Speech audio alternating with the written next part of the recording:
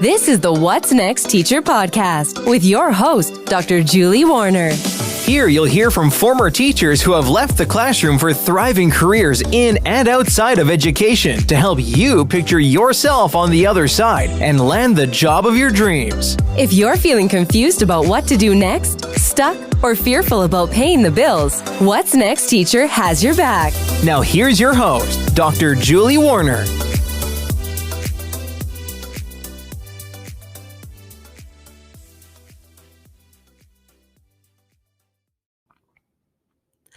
Hey, welcome back.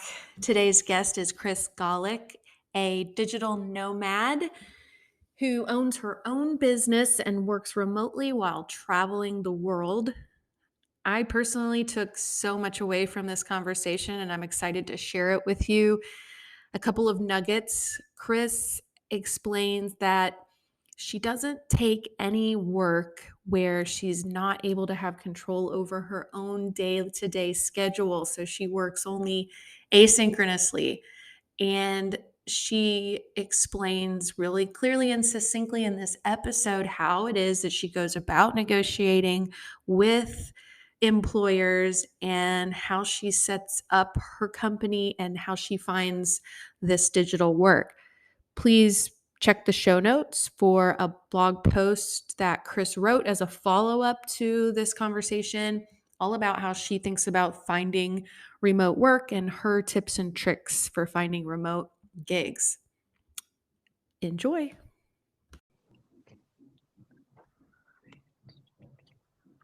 Today on the show, I have Chris Golick, and I'm really excited to bring her story to you because she's doing what a lot of us can only dream of, and that's digital nomading and building her own business. Chris, welcome to the show.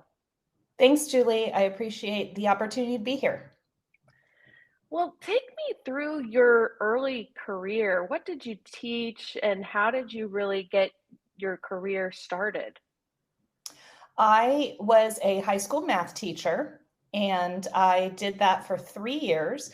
But actually, my timeline in education started probably when I was about 13, 14 years old. I was a dancer as a hobby. I did competitive dance at a studio, and I had the opportunity to teach dance classes to young kids, and that would kind of pay for my tuition, if you will, for the courses that I was participating in as a dance student. So from that experience, I also was very fortunate to go to different summer camps, like stay away summer camps each year through my childhood. And I believe by the time I was 15 or 16, I became a counselor in training, and where I would be the counselor in a cabin, say with 6 to 10 young girls, and we would do all sorts of fun things at summer camp: canoeing, kayaking, archery, dance, arts and crafts, things like that. So I've been working with kids from a young age, prior to having a formal career. And also in college, when I was working on my degrees, I was a math tutor, and I still continued to teach dance. So I was just in that natural teaching space in different ways. And that's why I thought I wanted to be first an elementary school teacher. And after my very first semester, seeking out some of the general ed requirements for that degree, I learned I did not want to be an elementary school teacher.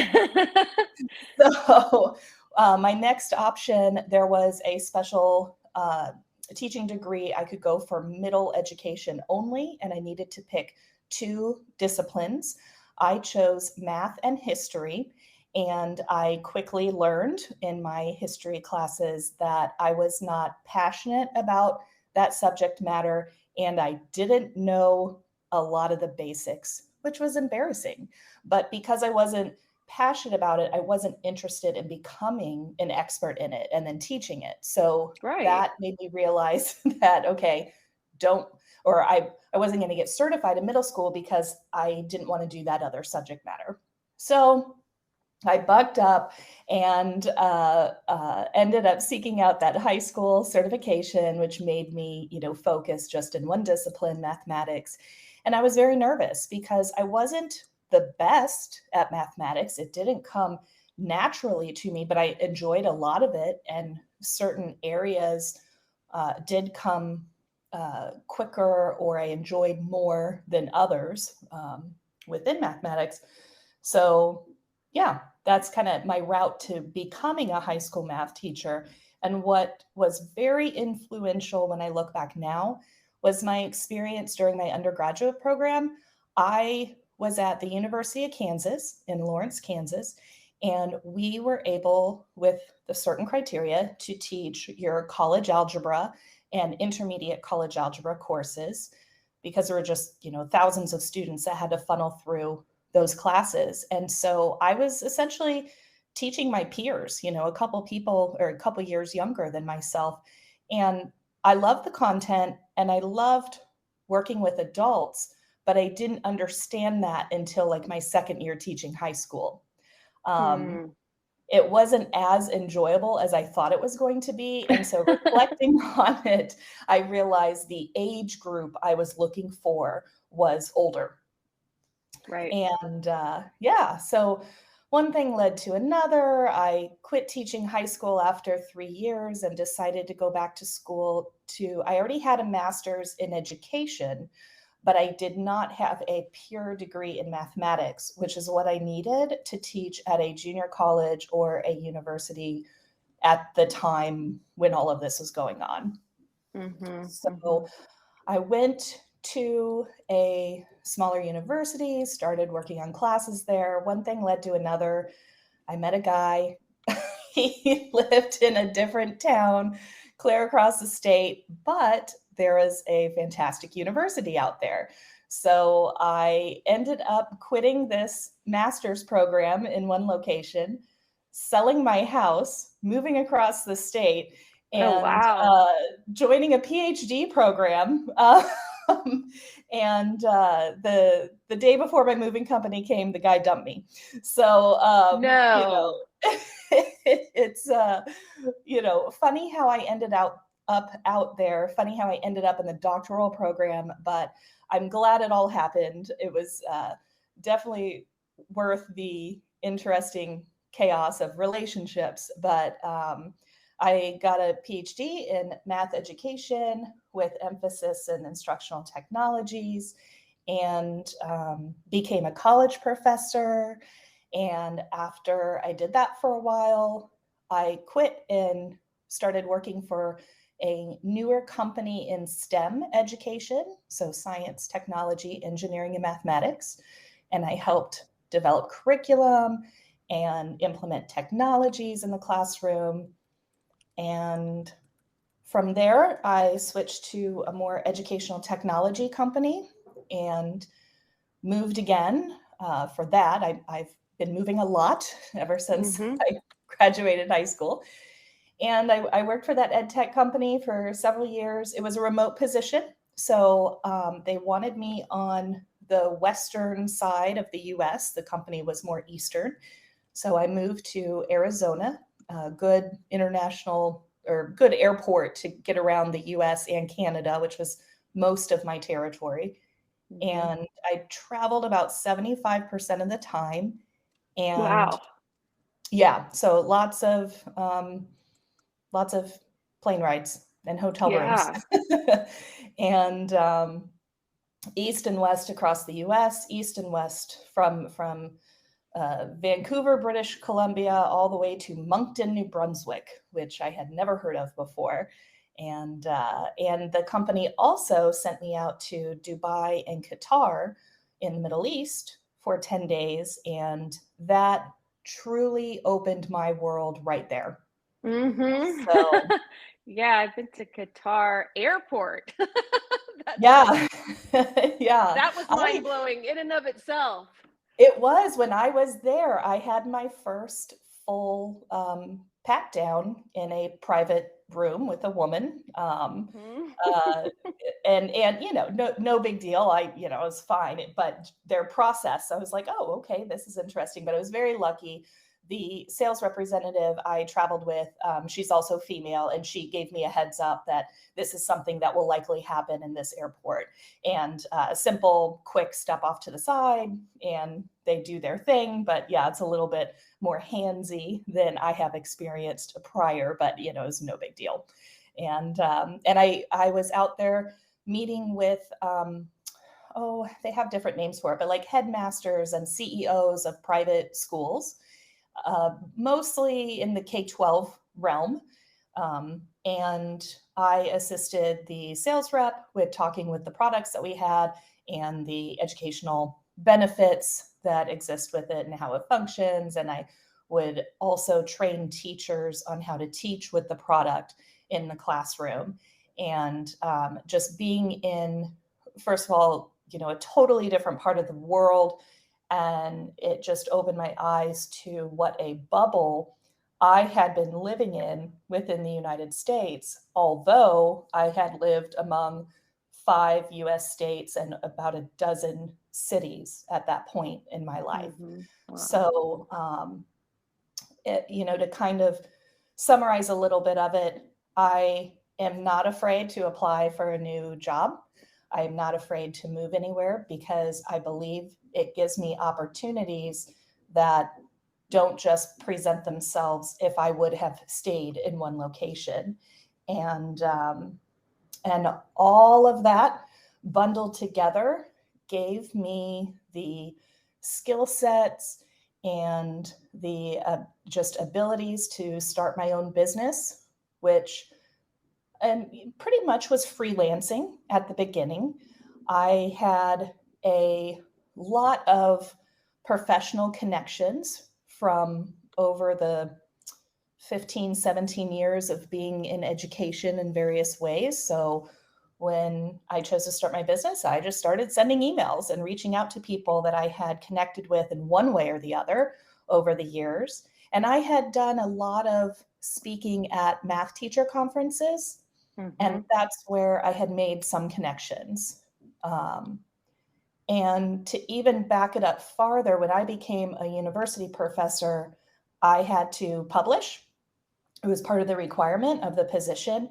And so I, through a sales rep with Pearson Education, the largest textbook company in the world, she had connected me with the math editor at the time. And so I was able to work on collegiate math textbook materials. I would edit, I would develop content, I would correlate information, write exams, accuracy check work, all sorts of different things. And certain of those tasks could qualify for the publication requirements that I needed as a professor. And I was getting paid on the side. I love it when you can double dip like that. I mean, that's amazing. Absolutely. There's, a lot of professors write research articles and, they might not get paid for it. And that is great. But I don't know. Anytime you can have that side job coming in, I like it too. That's how we save, So Yeah. find that extra money. Yeah, that was a light bulb for me. It was like when I thought about, okay, I'm teaching, and can I just write about my teaching? Kind of kill two birds with one stone here. But yeah, they don't want to pay you for all of those long hours that you put into the scholarly journal articles, which is sinful. It's a lot of work. Yeah. Well, it sounds like you've tried a lot of things, and then you either sort of move on if it's not a fit, or if there's something of greater interest. Like, how do you think about how long to stay somewhere, or when to move on? How does that kind of work in your mind? Honestly, it comes from within. It is a feeling. It's when I wake up in the morning and I'm like, oh gosh, I don't want to do this anymore. I think because I like to do a variety of different types of things within math education or just mathematics itself, I get excited to move on to something else. And you know, part of it is it's been conflict with employees. I did not enjoy working with certain people, or I didn't enjoy how I was being treated. I don't care for the urgency of um, timelines, like, you know, we have to get this project done now, or the world is going to come to an end. No, it's not. It is not. Once You you're a know, teacher, you uh, know how sort of deadlines are made, right? Yeah, but you know, that was a hard lesson for me to learn because I also am a people pleaser. I want to make sure I do a really good job because I want people to be like, "Oh, wow, that's great. You know, thank you so much." You know, the quick thank you, the quick phrase of showing appreciation uh, makes me feel good. I think it makes many people feel good, and I don't feel that that happens enough, or sometimes it happens and it's not sincere, and I don't like that either. You know, so 100%. Yeah. I don't think we, need to be there's a balance on how to be a good cheerleader, so but Yeah. yeah, so for me it really was that, I would wake up and just kind of have that feeling, and sometimes I would be aware of it and other times I wouldn't, and time would pass. And it's scary. I feel like I grew up in a time when you only change jobs when you have already signed the dotted line for another contract for another company, Yep. and that you're supposed to be loyal to a company and you just have to suck it up and be there for a long time. And it it's false. I mean, maybe that was a work culture. Well, I know for a fact it was a work culture for many, many decades. But I graduated high school in 1997. To put some perspective on this, I was a full-time high school teacher from 2003 to 2006, working on my PhD from there, finished that summer 2009. Um, I then became a full-time professor from 2009 to 12 at one university, and then I moved in 2012, and I think I was there till like 2014. Moved to the STEM company for just 1 year, it's like 13, 14 months. Moved to Arizona for that ed tech company type position. I was a manager of professional development, loved a lot of aspects of that role. I thought a lot of that was neat. Did that for about 3.5 years. And then, it just wasn't the right fit anymore. I actually was trying to change my role in the company, and I had gone up different avenues to try and create a position or bring back a position that they once had that they got rid of for one reason or another. And that just didn't come to fruition.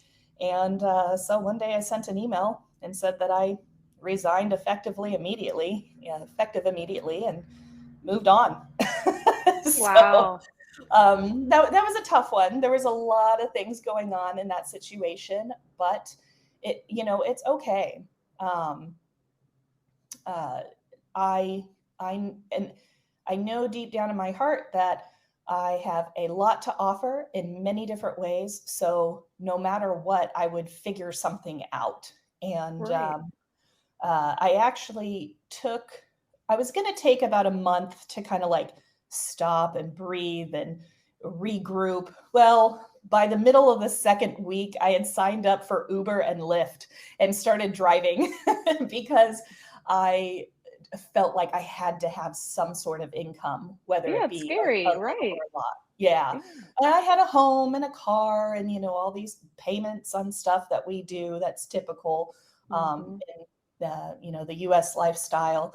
And, and yeah, I couldn't take that much time off, although like I wouldn't give myself permission to do Yep. so. And that goes back to that urgency thing, and it drives me nuts, so Yeah. but yeah, so I finally decided, okay, I'm gonna reach out. So I started emailing those connections from all of those, years and doing things, and said, hey, I'm available for some project based work. I'm available full time. Do you have anything? And that editor at Pearson scooped me up so fast. The textbook companies like to work with university professors and other educators, but often they're not available except for your break in the academic year. So summer, winter, maybe spring break. And Right, certainly. and yeah, so the teachers and professors would do project-based work in just those weeks. And so when I reached out saying I was available, at any time, yeah, I was given a very large contract. It actually was quite bigger than anything I had expected, so it kind of scared me a bit because I was afraid I jumped in a little too fast. But it all worked out. I like to learn new things, ask questions. I'll figure it out, and it did that. Just trusting yourself, like you can do this. It is okay. Yeah, that's tough. And especially if you're sort of a recovered people pleaser, I think a lot of teachers are. We have to check so many boxes. We don't have so much of the flexibility that you may have in another career or if you work for yourself. How do you, or what would you say to people pleasers about how to be fearless in the way that you were? I think I read a stat somewhere that women won't apply for jobs unless they tick every single box on the job application, and men on the other hand will just jump in and go for it even if they've only got one qualification. And I think that's related to that people pleaser thing. So what do you kind of say to Yeah, folks stuck in that kind of mode? that's a really good question. Honestly, I think I was forced into it, and not forced, but was kind of pulled along. So that that editor at Pearson, when she said she had something, she didn't have it. There was another person in another department. They needed people to make math videos, short explainer math videos. Here's a problem. We need you to animate it, but and do a voiceover and explain very concisely and pronunciate well, and create these math videos. And I'm like, I've never created a math video. Sure, I was good with technology and I had a smart board and, this and that, and I had done different Hmm. things, but I had never created a video like what they were describing to me. And so I told her, I go, I'm very interested in this, but I don't have any experience Yeah. with that specifically. Hmm. Now I had already been teaching how to use the iPad in the classroom and notability and this, that, and the other. So I was comfortable with Yeah. technology. So she goes, Chris, I know you can do this. You're great. She had seen me at a lot of these conferences, so she knows I'm tech savvy and that I can learn. Yeah. So she connected me with this woman who had been making videos. And the thing was, the volume of videos, my first contract, 453 videos. That's amazing. Like, that's why I was like, what? So, Yeah. Yeah. That's intimidating. it was. And anyways, so she connected me with someone, and honestly, they do it in Microsoft PowerPoint. They lay out all the content on the slides, you add in animations, you use the notes section to write your script so you don't use the word a lot, which I know I've been saying in this session because I don't have all my thoughts, fully organized to the T. So she just taught me her process, and honestly, within like 45 minutes, 30, 45 minutes. And she gave me some of her base files so I could look at it and then set up mine. And bam, did it.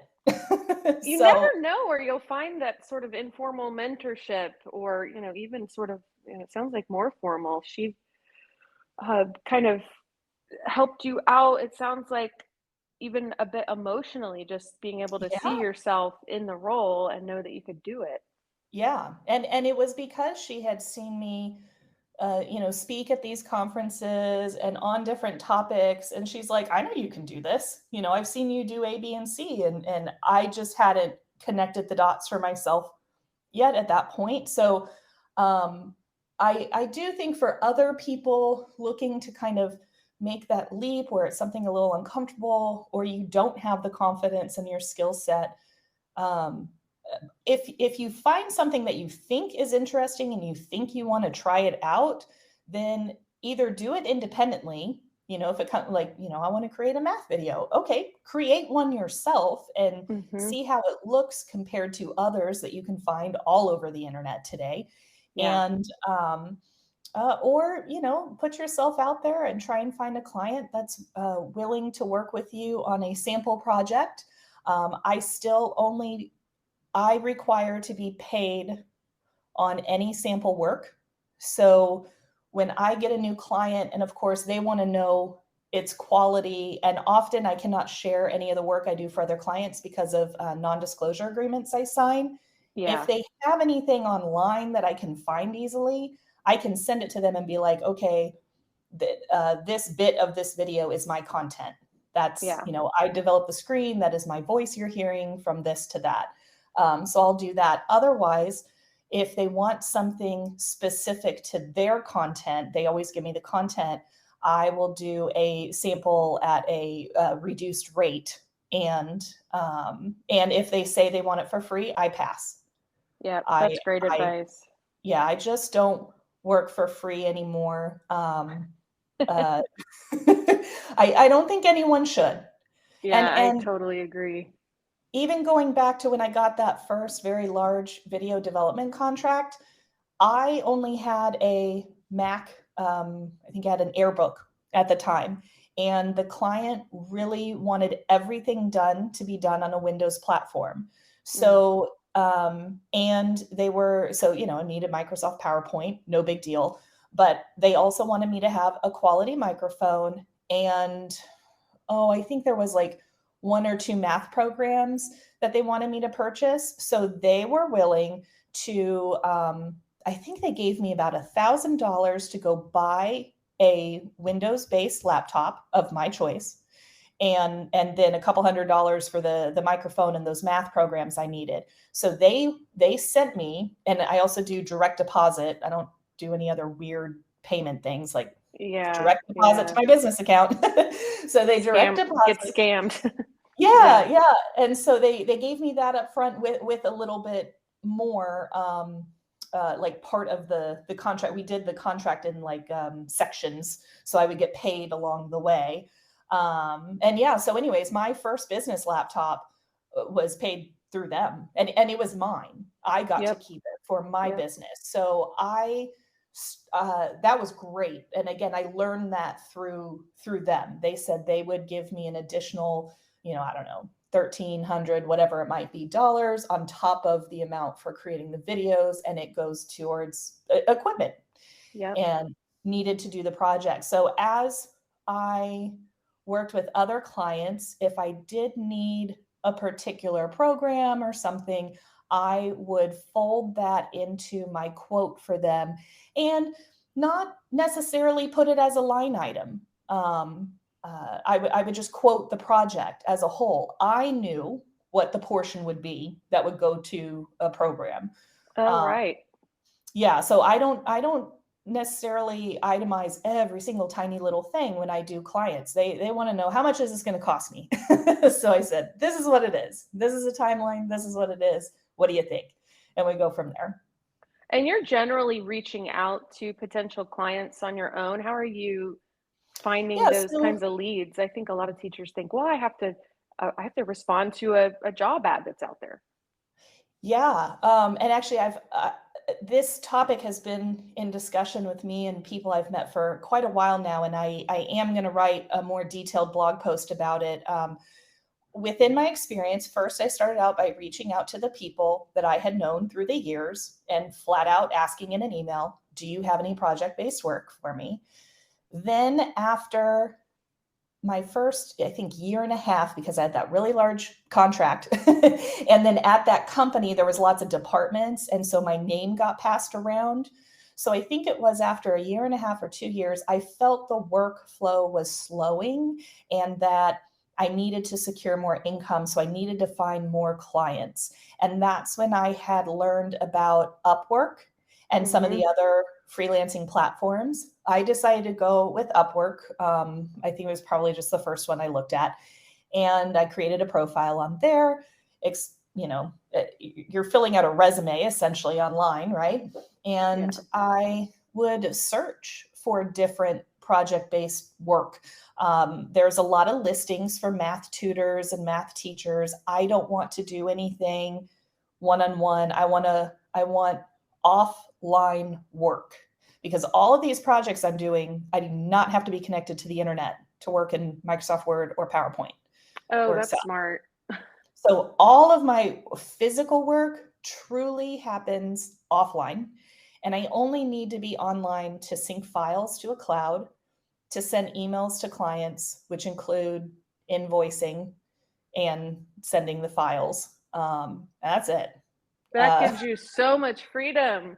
Yes, it does. That's awesome. Well, I think that's a good sort of segue into the digital nomad lifestyle. This is something that is a dream for a lot of people. So do you recommend that you find asynchronous types of gigs to best, do the nomading thing, and sort of what's your story there? I mean, for me, yes. But I will say this. So I mentioned I used to speak at conferences and give workshops and this and that. I really enjoyed doing that.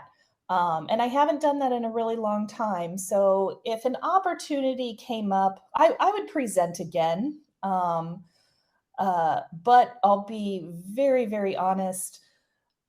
I like the flexibility of my calendar and not having things on my calendar.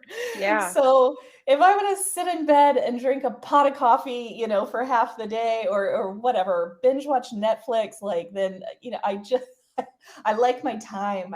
I can do whatever I want, I can. Yeah. So it's really hard for me now. I like, the asynchronous, work that I can get it done whenever I want to. But there are certain things. So I think as an individual, what makes you happy? What do you like to do? And the best part about it, so I haven't been a speaker at conferences in a long time, but I've been doing interviews like this for podcasts and other avenues. So it's kind of filling that space that I enjoyed once upon a time. Yep. But a lot of people like that. A lot of people love teaching English online, with a live class on the other side. And that's great. If you want to go for it, that's great. For me, I love the project-based work because I don't need a lot of correspondence with my clients. I am really good now at vetting the right questions when they start giving me a project and describing what needs to be done. Almost everybody leaves out some certain basic things. So I just know what questions to ask. I get the details. And if I'm ever a little concerned that maybe the client hasn't thought through exactly what they want, I will get started based on what they have given me and what they have said. And then I will send it to them and I will see, is this, this is what you've described. This is what it's going to look like. Well, is smart. This what you want? Don't get too far down the wrong path. Right. And I used to offer suggestions, and now I don't do that anymore, because with the suggestions I would offer, it's because I feel whatever it is that I'm creating for them would benefit if it added more details or this and that. But if I suggest it and they say yes, then I have to do it. And if I'm not going to negotiate a higher price, then I'm not doing myself a service. So I send it to them. I see what they think. And if they bring up some things, then I can be like, oh, yes, I can add that. I can do that. It will be an additional so much, Yeah. I put that in there. So I've, I am proud of myself for that, like, really understanding and that, I have a skill set. I'm an expert in my field. I've been doing this for so long, and it's worth a certain amount. And Yeah. That's awesome. I'm yeah, Teachers don't really advocate for themselves in that way, I think, because we've been sort of deprofessionalized in the field, especially, more recently. How did you really get that kind of gumption to know, like, hey, I have a lot of value. I have a lot of what I do is worthwhile. It's worth somebody's money. a couple things over the years. The first one would be Dr. David Allen, one of my PhD doctoral committee members. He said in his office to me one day at the beginning of my doctoral program, you are going into a field where there will never be enough people that do what you do. Oh, wow. So that was uh, January of 2007.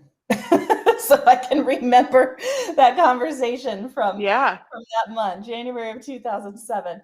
And so that's always been in the back of my head. And then I also mentioned, that burning fire, everybody needs everything done now. And, I've just learned, no, you don't. You don't need, you want it. You Right. want it done now, but literally the earth is not going to implode if it doesn't get done, today or tomorrow, the next week. Like, let's do it and let's do it right. And I then also learned the power of saying no, but in a polite way. And I just had an instance at the beginning of December with a client I've been working with for a while, and they had asked if I could get something done before the end of the year. And I replied back, I go, oh, we can definitely do this, but this is the busiest time of the year for my business. And with the amount of workload we have right now with other clients, I cannot guarantee the end of December. However, I can guarantee the end of February at this rate. And so I sent that in, but I also said, I truly understand if you need to get this done now, and if you need to go with a different contractor. I understand. Yeah. Just So it's a let me risk, but know. It is. So, well, here's the funny thing. We didn't have any other work. We had plenty of time to get it done, but I'm not going to let someone do that to me. yeah. Yeah. You're So taking back the control there. yes, absolutely. And they don't need to know that. They don't need to know how many clients I have. I value holidays and family time for my team, and that's something that I haven't really mentioned yet. I have a small team of contractors. I actually don't do the work anymore. I don't do a lot of the work anymore. Every once in a while I'll do a little project here or there. But I have started hiring contractors in 2019 to sub out the work. So I don't have to work 60, 80 hours a week Hmm. anymore. I have other people that can do the legwork, and then I might review it, skim over it, double check, or have them get started, send it to me so I can look and then say, okay, yeah, roll with it.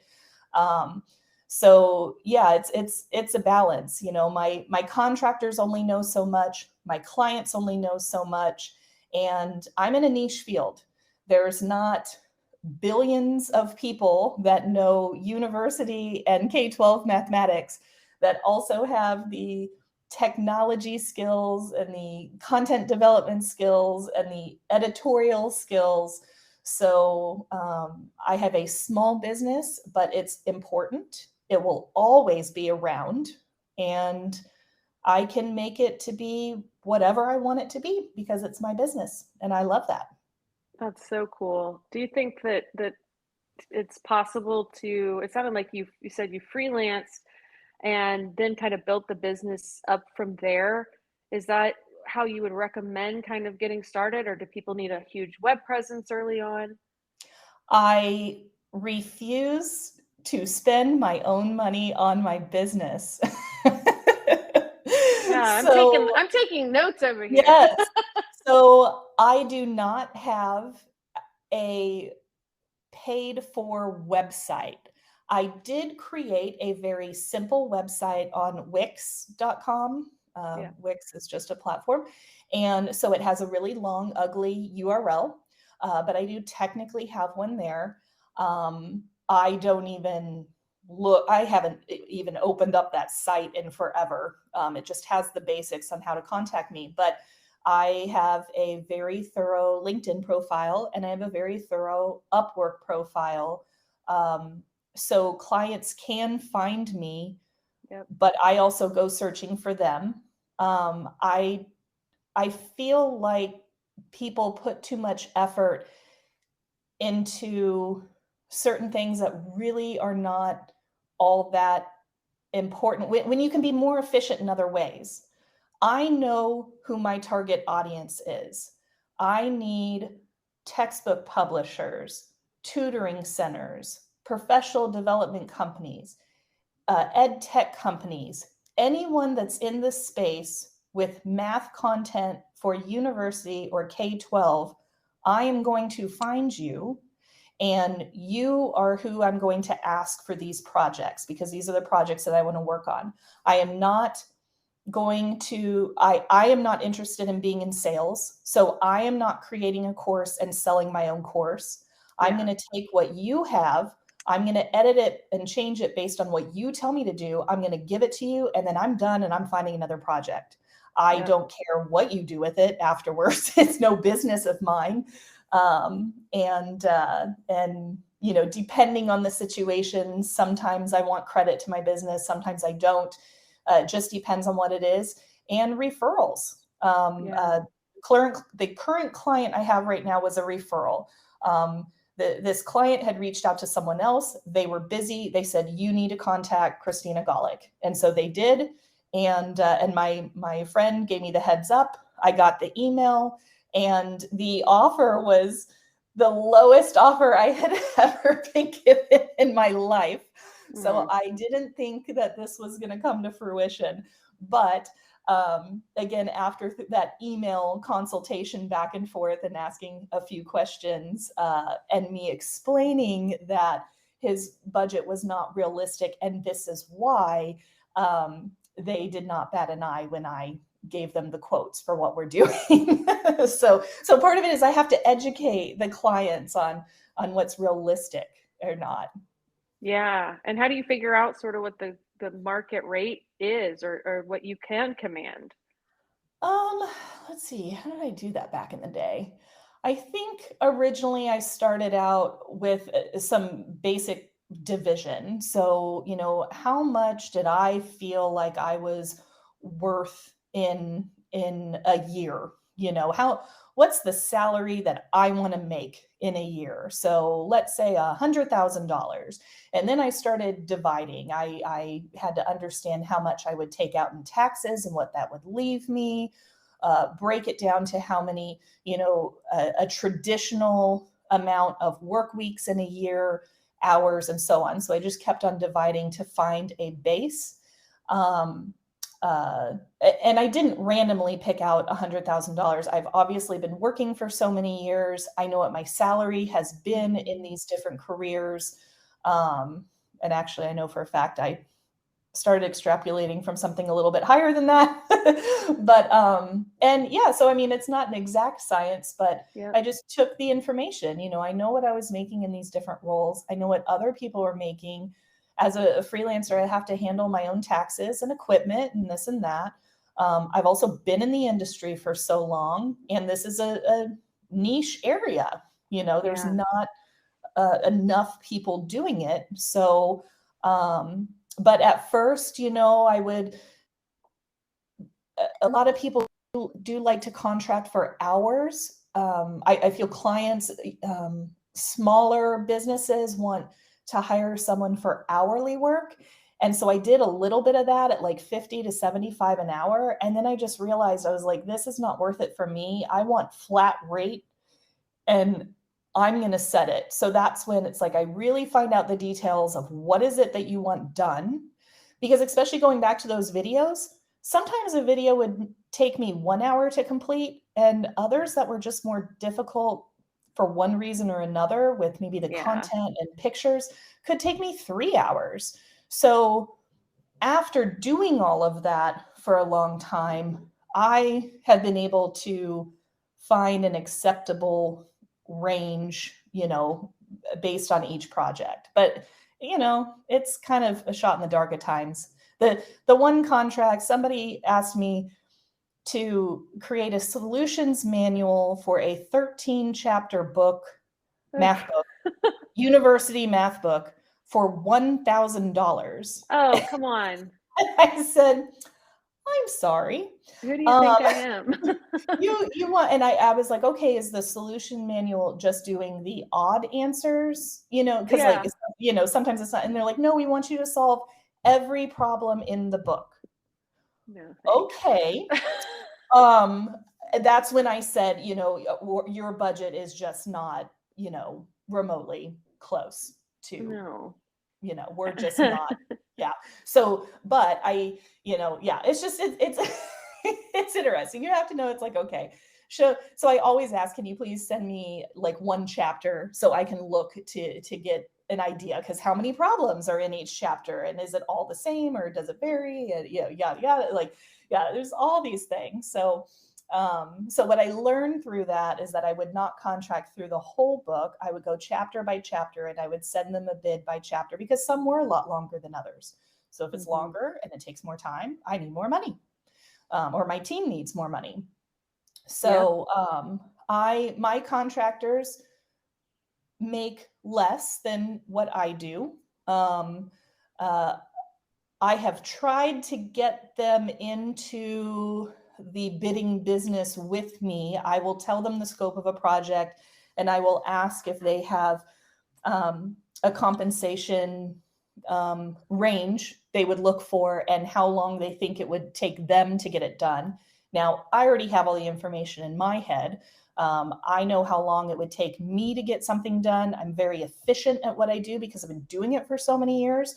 So then I add on time, because they work slower than me on certain things than others, and that's okay. And I know kind of what I've valued their rate at based on their experience and qualifications, and all of that. And so I get that information from them, but what I'm finding is that my contractors they're not confident on, setting that personal value for their time and whatnot. And they've flat out told me, oh, you just have to let me know what you're thinking. Like I've tried to help them think through it. But I've kind of, okay, fine, I'll throw up my hands. If I try a couple times and you're not willing to pick it up, that's fine. That's fine. Yep. So then I do that, and then I put my amount on top of their amount that, I'm willing to pay them for it. And then I send that higher bid into the client. So I get a cut off of everything that my contractors are doing, but I'm managing the project, I'm finding the projects, I'm working with the client on the projects, and I'm invoicing and doing all of that. So although I'm physically not doing the content work, the editorial service on a lot of it, I might just oversee a little bit. I'm doing other things, so that's what I'm getting paid for. Well, how do you learn the business aspect of all of that if you have no experience on that side with invoicing or whatever it takes? I was lucky with that very first big contract that with Pearson Education, they have an invoicing process that I had to follow as a contractor. So because of that, and seeing what I needed to enter, a contract number, the amount, this and that, like seeing what they would send me, I then honestly created a Google sheet with like the similar information, my business contact, their info, a line item for what it is I'm working on, a small descriptor, the amount, the current date that I'm going to turn it in, the direct deposit banking information, and I choose to put net 30 on my invoices, which means the client has 30 days from receipt to get the money in my account. Sometimes that works. Most of the time it works. Every once in a while it doesn't, So, but yeah, it just through trial and error and figuring out. I was lucky that, when I was hired for my first freelancing gig, I had some structure I could see. And then honestly, just Google, I'm putting in different questions. How do I do this? When I started using contractors, I technically did it under the table because I didn't know what I needed to do from a business point of view because I'm a contractor for other people. So how do I contract other people? So first I just needed the help because it was too much work and I was getting stressed, and I have my own business and I want to be happy with it. So I knew I needed help. So I found the appropriate help that I needed. And then ultimately at that point in time, I was already living a nomadic life, which we can get back to talk to you about that. And through that, I have a tax specialist who works with US expats. And I emailed him and asked him, hey, I have contractors. What do I need to do? And he essentially said, you need to write down anytime you pay them, keep nice details. So what I pay them for the year. And then at the end of the year, I provide him with my contractors' names and email. I have like a whole W-9 form for them. And then my tax expert goes into whatever system and he creates the 1099 and then he emails it to me and I email it to my people. I do, and he doesn't charge me for that because I only have a couple contractors, and so it doesn't take him any time. I give him exactly what he needs, and I did read that I could do it myself. I have seen there's many ways you can do it yourself, just online. I just feel better with him doing it. Yeah, that's understandable. And he's not charging me any extra. He does my taxes every year or so, and they're very I think what I pay him to do my taxes is very reasonable. So I'm happy. There's just certain things like happy to pay for. So, and I've referred him a lot of business too. Do you want to go back and talk a little bit about how I became a nomad? Yeah, for sure. So I started, my business freelancing summer of 2017. And I had a home office already because of the other job I had that remote position. So, I would just sit there at my desk in my home office and do whatever projects I do. But my family was spread out all across the US and I was living in the greater Phoenix, Arizona area. I would like to drive to Las Vegas, have a nice weekend, and I would just travel in general, go on vacations with my mom. We might catch a cruise or, something and enjoy time with my friends and family. And it was when I would be away from my home that I realized I don't need to be sitting in my home office to do my work or run my business. That physical location has no bearing on my work whatsoever. Right. Isn't it funny when that becomes like a light bulb moment? Yeah, like there was absolutely nothing about that home office that was special for anything. I will say my master closet, it was a walk-in closet. It was the quietest place to record the audio for all of those math videos. So it did come in handy. Yeah, It did come in handy. But beyond that, I didn't physically need to be there to do anything. So that made one light bulb go off. And I think I had heard the phrase of digital nomads before, so I started researching that. And that was definitely by 2018. And somewhere in my research with what does it mean to be a digital nomad, what do I need to know about traveling the world, the common questions of do I need a work visa, cell phone, banking, lodging, all of those topics. So I'm researching all of these topics, and somewhere I also came across the FIRE communities, financial independence, retire early. So then I started reading and researching and listening to podcasts about that topic too. So I spent about a full year, all of 2018, maybe part of 2017, researching both of these communities.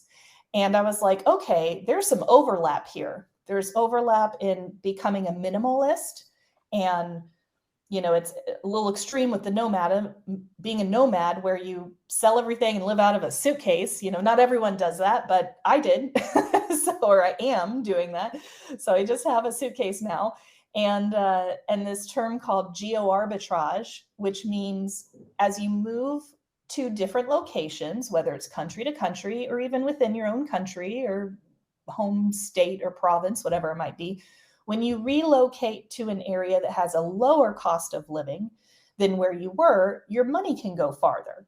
Yeah. You're spending less on the essentials, and so you can save more and invest for your future.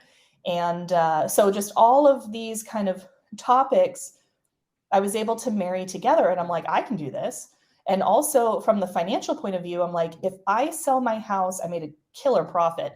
If I sell my house, invest that profit, I'll make more money than keeping the house and renting it out. So I did that cost analysis, math person here, run the numbers, and which anyone can do. And then I just realized, like, okay, I'm not going to have all these other expenses. I won't have property tax. I'm not going to have a vehicle. So I'm not going to have car insurance or gas or replacing tires or, whatever it might be. I just eliminated every like major bill. I'm not going clothes shopping all the time when I'm bored. I'm not accumulating stuff. And so I could save a lot of money. And then with that, I was like, oh my gosh, the amount of money I can save if I start moving around to these countries and living this different lifestyle, I don't have to work forever. Yeah. I can earn and save and invest enough money, and it can grow.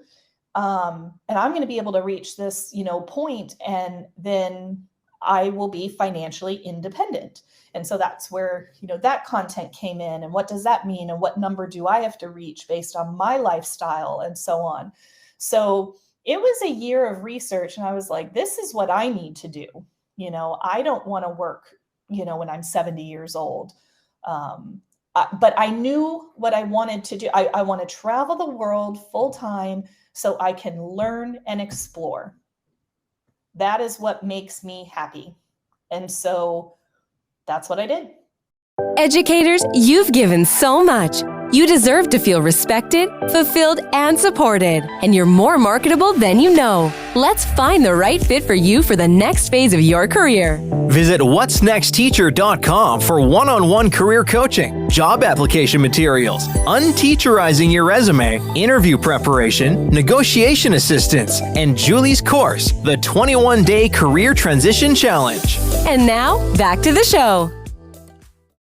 That is amazing. Out how to do it, and that's what I did. And I reached a milestone marker December of 2020. It was right before the new year, at the end of December 2020. Financially, my investments reached a certain point, a certain milestone that I had set that I needed. So in February of 2021, February 7th, I finished a very large project, and I decided that I was going to retire by still keeping my business, but I am no longer going to be a worker bee in my business. I am not going to do projects anymore. I'm just going to manage the client and contractor relationships. And so I'm still earning an income with my contractors doing their work. And I don't have tons of clients. I scaled back the business. So for over a year now, I've really only been working about like 5 hours a month. So I can enjoy all these places that I'm at, and I can do whatever I want, whenever I want. and it's lovely. So it really was able to bring that freedom. That's Yeah. amazing. Yeah. And I think, now with so much of the post-COVID world allowing for remote work, I think a lot of my listeners might be thinking along those lines too, that, an income's not just what you're doing, but potentially where you're doing it as well, and can realize those savings and make it grow. That's really And inspiring. the saving part, I think, is a huge hurdle for most of the world. Um, there's a vast majority of people that have the phrase we use, living paycheck to paycheck. Yeah. And they don't know how to save, where to save, what to save for. This is one thing my mom and I will kind of get in some heated discussions about, because she's like, I told you girls to save when you were younger. And I'm like, yes, you did. But that's where the sentence stopped. You didn't explain, where do I need to put my money? Why do I need to put it there? What am I going to do with it whenever? Like the whys. I didn't get the whys. And I'm a pretty literal person. I need examples and explanations. And yeah, so I just didn't have those light bulbs until I started learning about the financial independence communities. And, it is really, really embarrassing, because as a math teacher and a university professor, the content in some of these courses is, compound interest in savings accounts. And, Right. Yeah. I have taught, I can teach how to calculate this and that, but none of the deeper why was there. And to be dead honest, when people talked about retirement, I didn't know what that meant. I had a surface level thought, and I'm learning that a lot of people have this too. At least among me and my friends in the US, retirement means you are 65 or older and you're collecting Social Security from the United States government. And depending on your career, you might have a pension or other type of retirement fund, in another financial institution. And and really my concept stopped there. Like I understood that, but then I didn't understand, well, what was the money for? It's for your mortgage, for your rent. It's for your food. It is for your clothes. It is for your entertainment. Like it's so sad that I didn't have this understanding till like practically my late 30s. And you're not alone. well, and that's the thing. So I laugh, because it's like, oh my gosh, this should have been obvious, but it wasn't. Or taught in school. I don't understand why we Yeah. don't get the life skills. Well,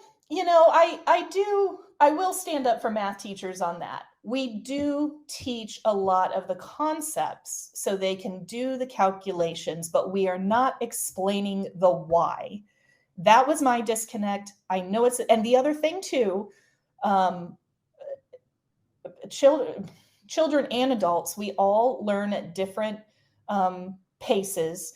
And sometimes, if we're trying to teach this in middle school and high school, if these kids are, 12 to 17, 18, they might not have the maturity or the cognitive abilities to make those connections. They're trying to absorb the content, but the meaning isn't there for them, because it does not, they can't relate to it yet. Yeah. They don't get it yet. They just might not be ready to truly deeply understand the content yet. I had issues with being a sophomore in high school with geometry and those darn proofs. And I could not make those connections, no matter how hard my poor teacher tried to do different ways. Like, it was not happening for me. I didn't get it. Well, you know what? I became a high school math teacher and I had to teach it. Yeah. I will never forget the day I sat down before school started with my department chair, first year teaching, and Miss Johnson. And I told her, my biggest fear for this year is getting, I think it was chapter 4 in that book. I go, I was really bad at this when I was in high school. And when this content came up again in my university program, I don't feel confident in this. And I'm afraid I'm not going to be able to teach it well. And you know what? She sat down 15 minutes, showed me a chart and was able to explain something. I'm 23 years old and I finally got it. Isn't that And amazing? I think it was because of my age and where I was in life. Having context. I didn't understand it at 16. And when I was, I don't know, 18, 19, 20, whenever I had similar coursework at university for my bachelor's, again, it didn't all click. And plus it was like harder type content. It wasn't all Euclidean geometry anyways, so I wasn't ready yet. So we do teach some of this in school. I do feel we miss the why. And often when the why is not taught, it's because the teacher doesn't know it either. Because if the teacher knows it, then they will go into it naturally through their lessons. That makes sense. And I mean, it's like teaching, division of fractions. Why do we multiply by the reciprocal? Well, I can tell you this. There's not many elementary school teachers that really know the why. They've memorized the rule, but they don't know the why. So it's taught, but the why is not always taught. Depends on the teacher. That's why you don't retain it. But I don't put it all on math teachers. I really do think there needs to be sort of like a life skill kind of course where you're learning all of this stuff. I had the same sort of experience where I had been hustling my whole life. As a high school teacher, you don't really ever have a chance to get your head above water. Right. I was in there, 6:30 a.m. getting ready for the day. And, then you're staying till all hours of the night, coaching or whatever after schools they've roped you into. And then I was shocked to find that after my doctoral program, I was making less as an assistant professor than I was teaching in a public high school. Right. So it was paycheck to paycheck for quite a while. And it wasn't until, you reach a certain age that you go, I need to figure out what is a 401k? What is this? How does this work? For myself, I just decided to start opening up random brokerage accounts. And I was playing around and buying random stocks. I didn't get into any of the GameStop stuff, thank goodness. But, I just, had to experience it to figure it out. Yeah. Well, it sounds like, so you're blogging now. Is there anything else that you'd want to kind of talk to our listeners about that you're working on now? Yeah. I mean, I started a blog in 2 different ways. I have a public Facebook page that I like to post my day-to-day pictures, some of my upcoming travel itineraries and this and that. When I first left the US for good in 2019, I did use a Wix website for a blog page. And I was really trying to write at least 1 article a month about my experience and where I was and talking about the finances of it and this, that, and the other. And, over the pandemic and everything else, I think I stopped writing in there like last October. I haven't posted anything in quite a while, the longer articles. I'm very active on my Facebook public page, which is called A Suitcase and a Smile. And so I write my day-to-day there, but I have a love-hate relationship with that blog because I do like to get out those longer posts of like detailed information. So I'm working on my thoughts for 2 different topics right now. One is going deeper into the topic of how to find clients, and through actually using conference program guides and looking up vendor lists. And then what was the other topic? I just started. That's sad. I just started writing something the other day and I already forgot about it. But my love-hate relationship with the blog is that I want it to be fun. And for me, so it's really a diary for me to go back and look on. And if the content is helpful to other people, great. But I have no desire to monetize any of this because I don't want to have the responsibility of having to have constant content up all the time. I've met a lot of people in these nomad groups, and even the financial independence groups that, they created a YouTube channel. They've got this, they've got that. And they're like, I'm retired now and blah, blah, blah. I'm like, no, you're not. You literally just started a new business and you don't even know that. Yeah. And then they're burnt out because they're like, oh my gosh, we have to get this content up. We told our subscribers we were going to do 3 videos a week or this and that. And I'm like, you started a business.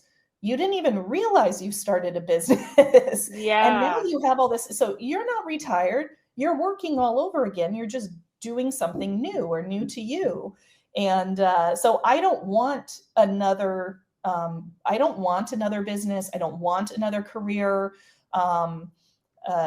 So my Facebook page and my little Wix blog is, if I get to it, I get to it. And if I don't, I don't. And I don't care.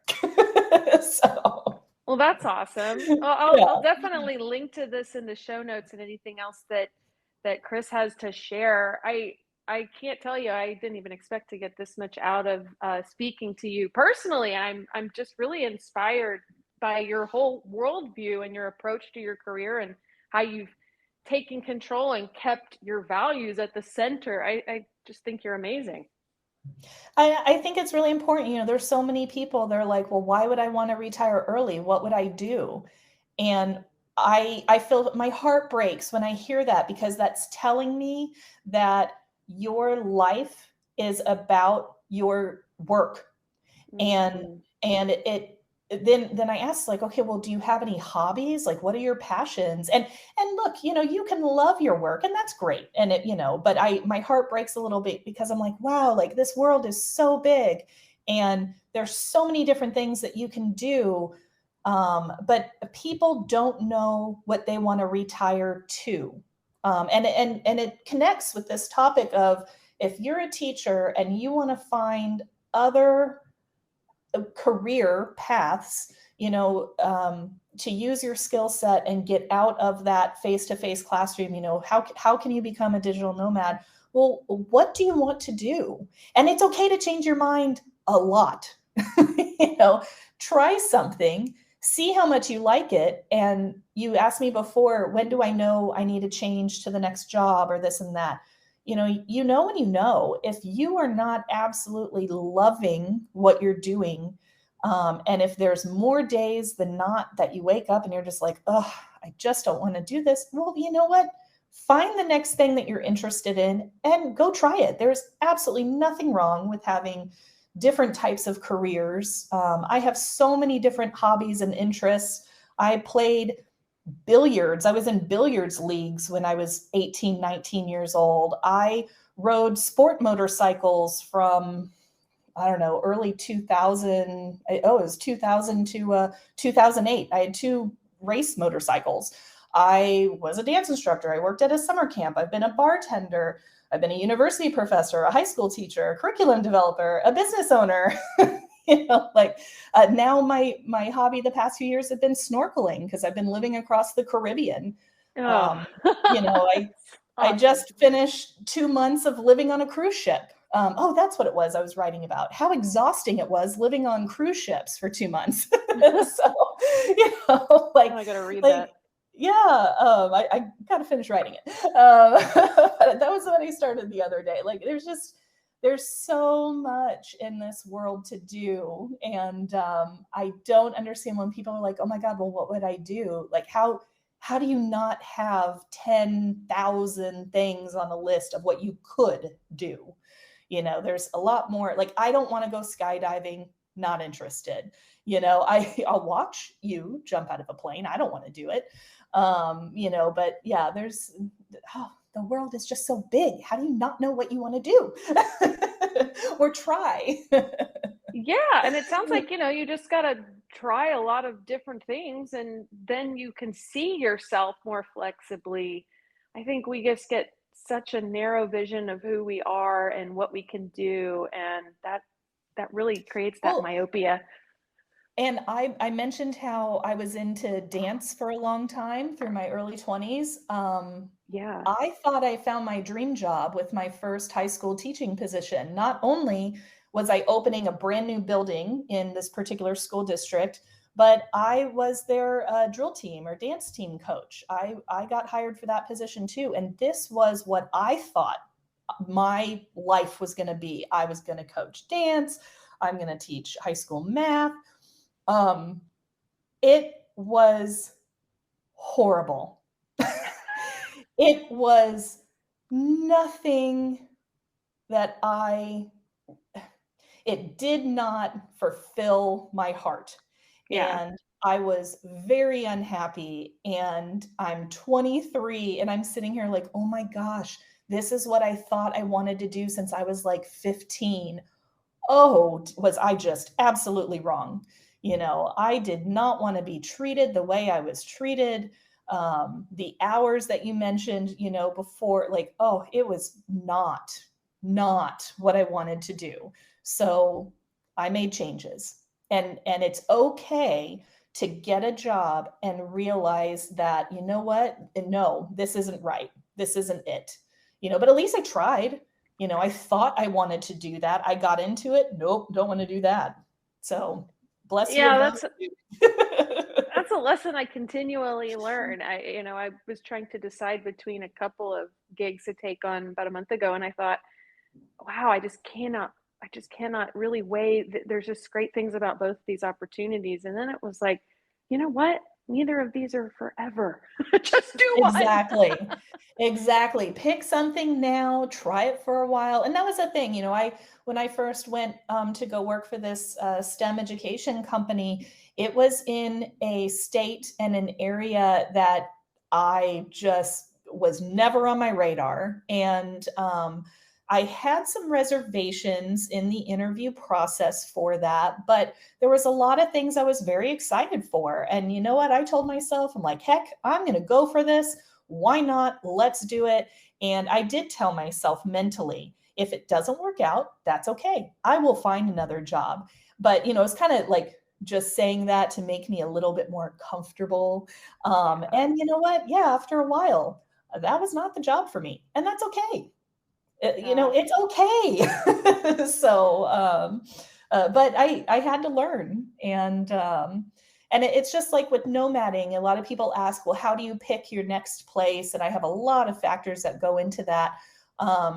And sometimes I pick my next place and I get there and I'm like, wow, like I am just not connecting with being here. So I make the best of my time. I definitely will put the effort in on doing maybe some more organized tours or this and that if I'm just not able to connect with some people locally and kind of fit in. And I at least give it a good go.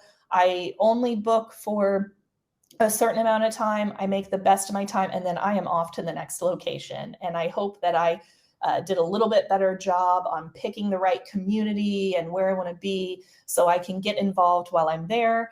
And at times it's worked out great to where I extended my time. My very first country was Mexico because it's so close to the US, it's touching it. So popped down to Mexico.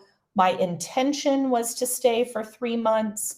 I had most of my accommodations worked out. I was moving around a bit during that time. I had most of that worked out for about 3 months.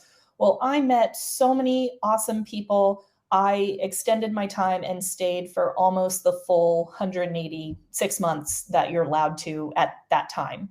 So I love the flexibility of this lifestyle that if I love somewhere, okay, great. I'm either going to stay longer or maybe I need to come back if I can, if I need to reset my time in or whatever it might be, or I already booked something else and I can't cancel to get my money back. I'm going to still continue to go do that. And then I'll come back somewhere to enjoy it more later. So it's great. That is great. Yes. Well, Chris, I won't take up too much more of your time, but I appreciate all of the wisdom that I personally been able to garner from this episode. And I know that folks that are interested in leaving the classroom and really can't see the broader picture and all of the possibilities out there are going to be inspired by your story. So I thank you for coming on the show. Absolutely. Glad I had the opportunity. Thank you. All right. All right. Thanks so much. I'm gonna clean up this recording, and I'll get any info that you want me to link in the show notes. I know people will probably be interested in following your public Facebook page and the blog.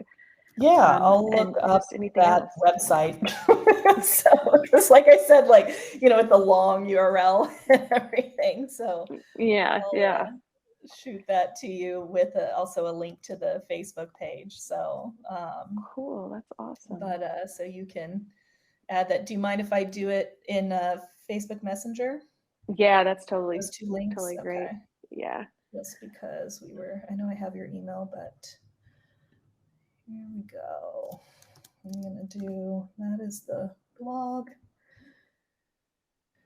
And here is the Facebook page. So they both have the same picture. You're welcome to pull whatever photo if you'd like out of there. Okay, great. Awesome. Well, thank you so much for your time, and thanks for being flexible yesterday. That was just, it's like I'm not going to be able to formulate a sentence after being up all night. Yeah, I understand. No worries. And if you have other, more specific questions, I'm happy to answer them, at any time. So Thank you. Yeah, I appreciate that. Well, have a wonderful rest of your afternoon. yeah, I should go do something.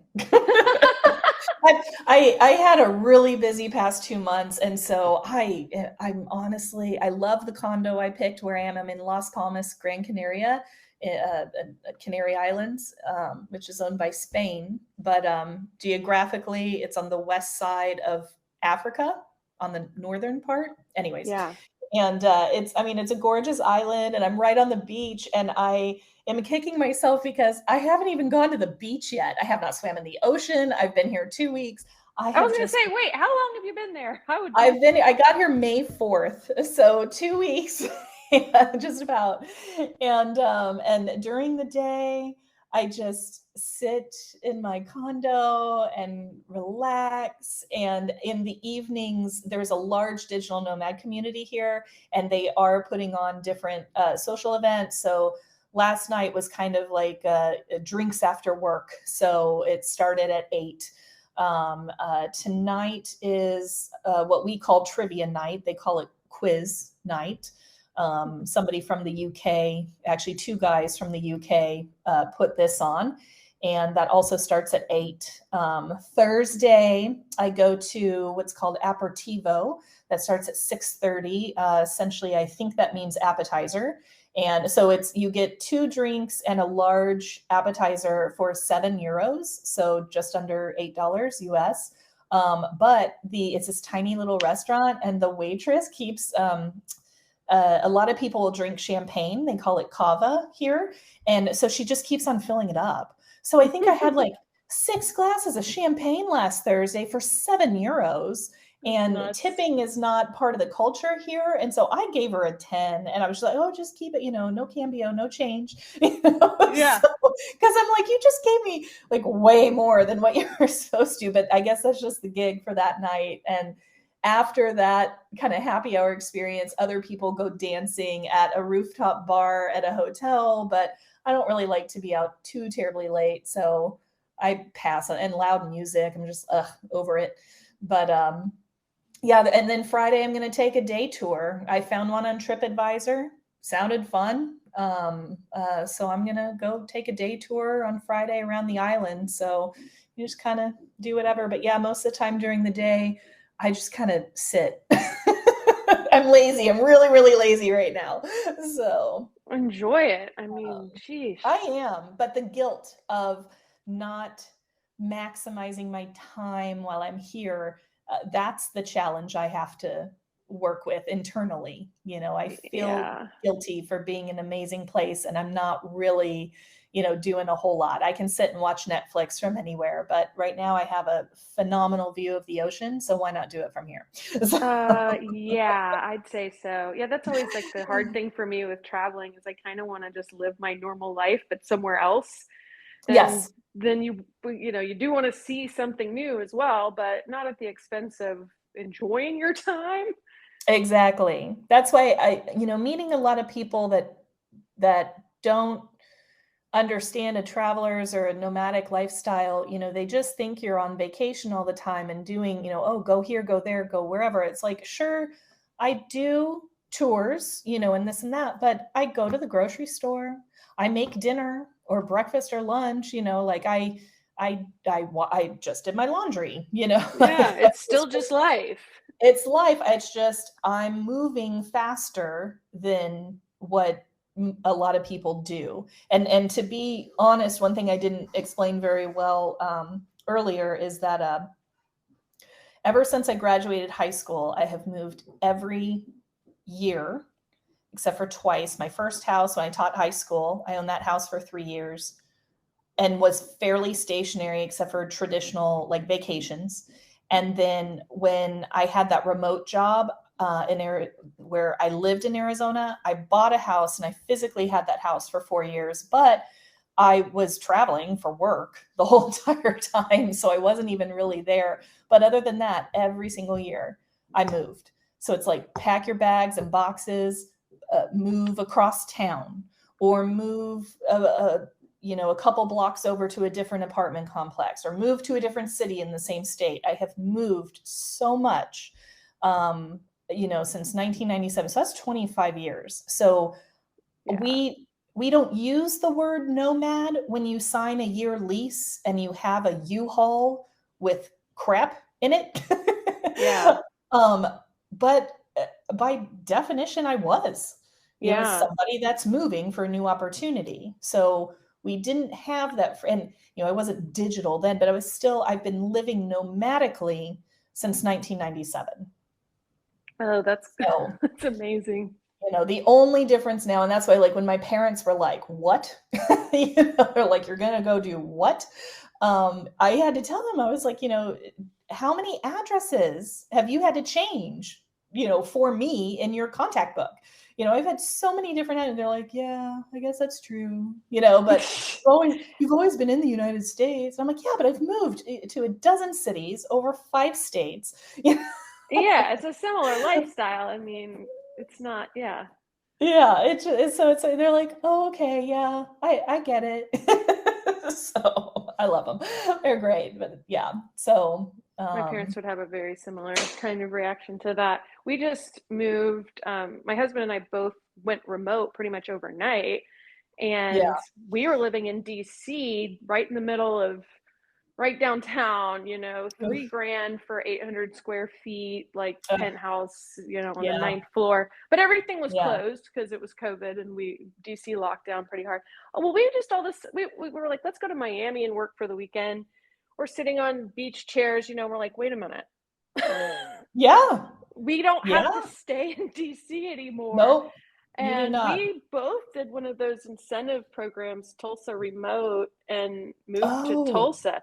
So we were able, they gave us 20 grand. We put a down payment on a house. We never thought we were going to be homeowners.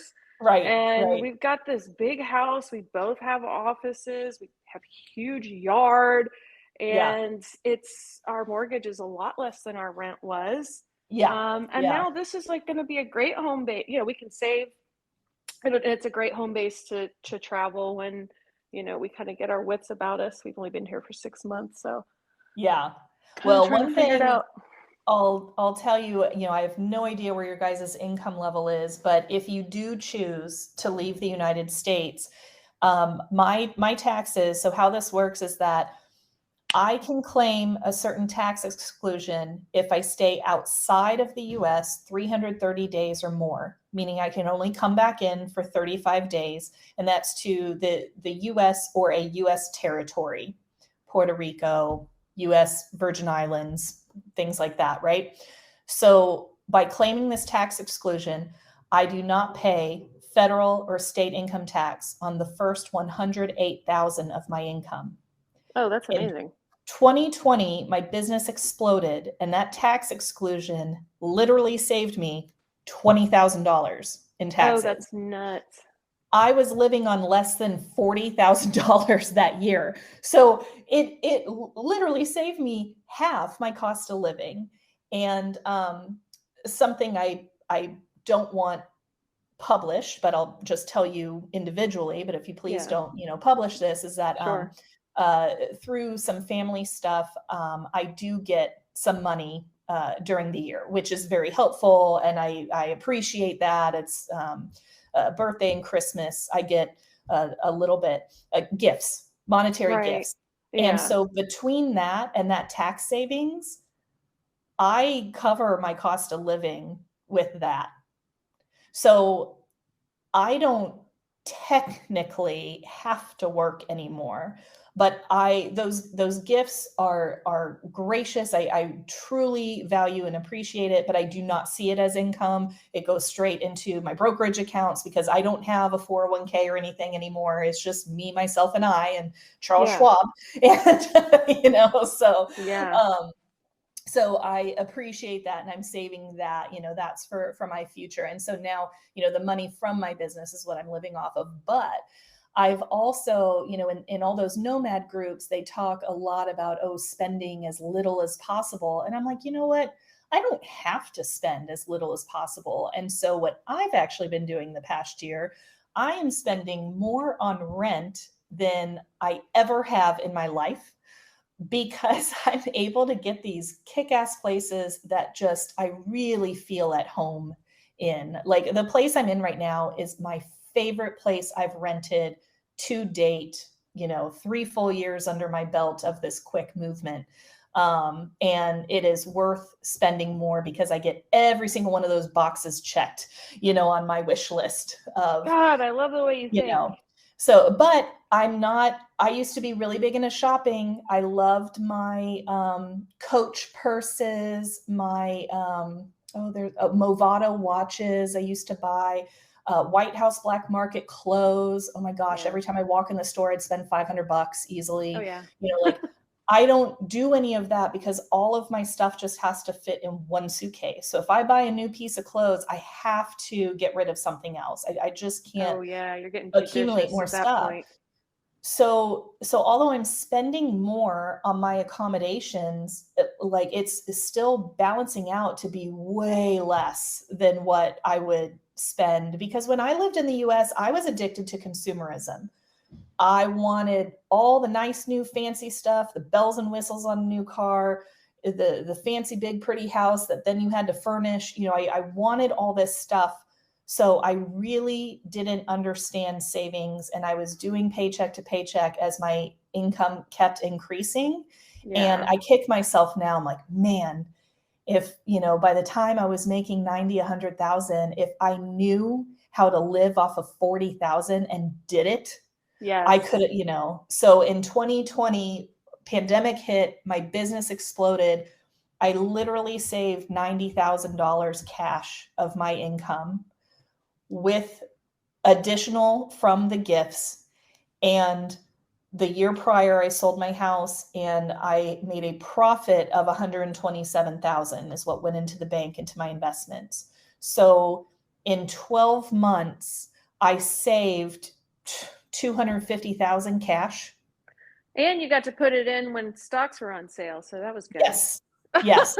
So right now I'm down 106,000 in the past year, so that sucks. But I'm not annoying. Worried about it. I hate that my accounts are so low, but I don't care. I know it's going to come back. It sucks. And so I'm going to try and ramp up my business a little bit more right now, because I do think financially things are going to be like this for longer than we like. But that's the great thing of having choice. I can do it. I don't have to do it, but I know it would be in my best interest to do it. So I love having the choices. So that's really, that's the place to be. It is. And I'm so happy. And that's the thing, like I know so many of my friends and family, or just people in general, they don't have that $1,000 in the savings account. I don't know if you've read much Dave Ramsey or, Oh yeah. some of these other people, but, the statistically speaking, that, the average person cannot handle $1,000 emergency. And, Yeah. but you do have to just stop and change your life. I've got a buddy of mine who's also in math, and he's asked me a lot about how he could do what I'm doing. And I've tried to explain it the best I can in different ways, but, he's spending way too much on his rent. He is leasing cars. Every few months he's getting a new car. He has designer clothes. Like, you have to change your lifestyle. Yeah. And You're that's just doing that hard to to do. yourself. It When is. you're It in is. that US like consumerist culture, it just becomes a part of your kind of Yeah. mindset. It's Yeah. And it's hard. That's why I had to sell everything and leave. It was my intervention to myself, or my, whatever you call it, when you're sent, like rehab, yeah, yeah, I had to remove myself from that culture, because I was not going to be able to do what I wanted to do if I stayed there. And I knew when I left that I would never live in that country again. And I went back in February to see my family. Some stuff went down, they needed help. And by the third day I was back in the country, I was like, oh my God, I can't. I had 2.5 weeks I was supposed to be there. And I stayed until my ending date, but I had to change the amount of time I was supposed to spend, half of it with my mother, half of it with my dad and stepmom. I ended up building 5 days to myself in the middle, and I went to Las yeah. Vegas by myself. I just sat there because I couldn't do it. I come back, and I don't fit No, in there into the country. I was in 3 different states, and it just I don't want that lifestyle, that culture. It does not make me happy. yeah. And it won't allow me to reach and exceed my goals. So I know I cannot be there. That's So awesome because so many people think like you have to work with the culture's goals. It's just hard to see where your goals could even be something to yeah. pursue. And I've lost a lot of friends because they're like, well, why are so many people, immigrating here and this and that? And I'm like, well, because they're sipping the Kool-Aid. They want Mm. that life. They want the money. They want the lifestyle. They want the tech. They want to be in a new, young country that's doing this and that. And you know what?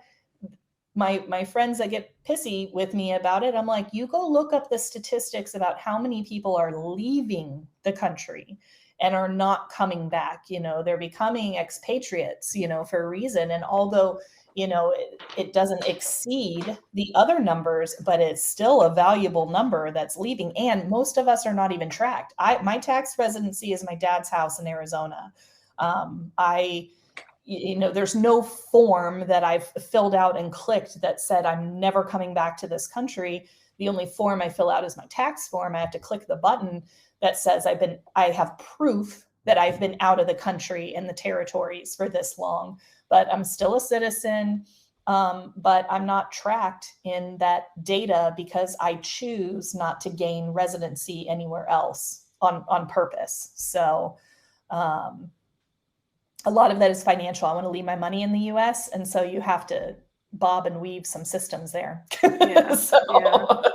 yeah. So anyways, but well, I feel bad. I know I've taken up a lot of your time, but Oh, I'm just soaking up all the knowledge. Thanks. yeah, there's so much. You guys can save so much. Enjoy your stay in Oklahoma and those benefits for that. But if in the future, there's ways to save more money.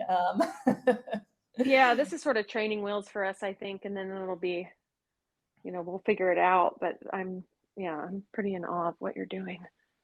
Yeah, it's fun. It's not for everyone, that's for sure. But and I know for me, my sweet spot is about a month in a place. If I'm really not connecting with it, a month is good. I can get through it and then move on.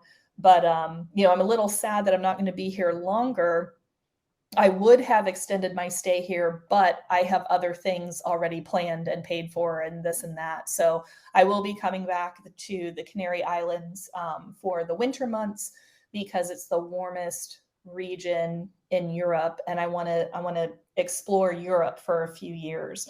So so I've decided I'll come back here, and I won't binge watch Netflix as much. So I have goals for when I return. So Yeah. Well, yeah. awesome. Oh, thank you again. And like I said, I'll be in touch just to let you know when this goes up. And I Yeah, think it's going to be awesome. good. Alrighty, well, you have a lovely day. Too. Take care. Okay, bye-bye. Bye.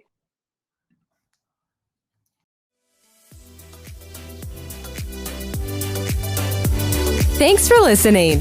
If you enjoyed this episode and you'd like to help support the podcast, please share it with others, post about it on social media, or leave a rating and review. To catch all the latest from Julie, check out whatsnextteacher.com or follow up on social media at What's Next Teacher across all platforms. Thanks again, and see you next time.